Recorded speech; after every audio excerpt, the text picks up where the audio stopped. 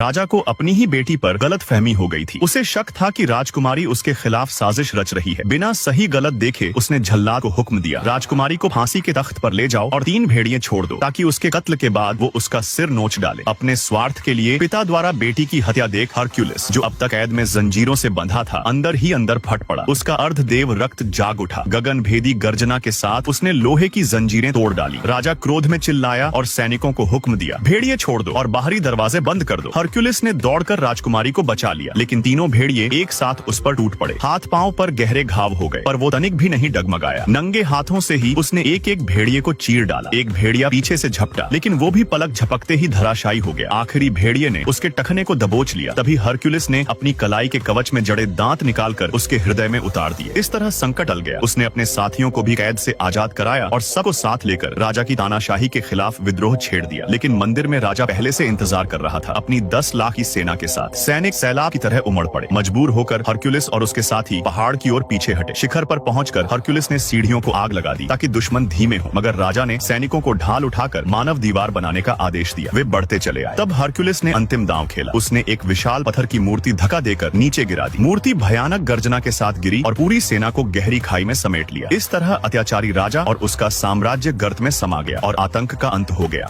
और फिर video like करने पर पार्ट 2 मिल जाएगा।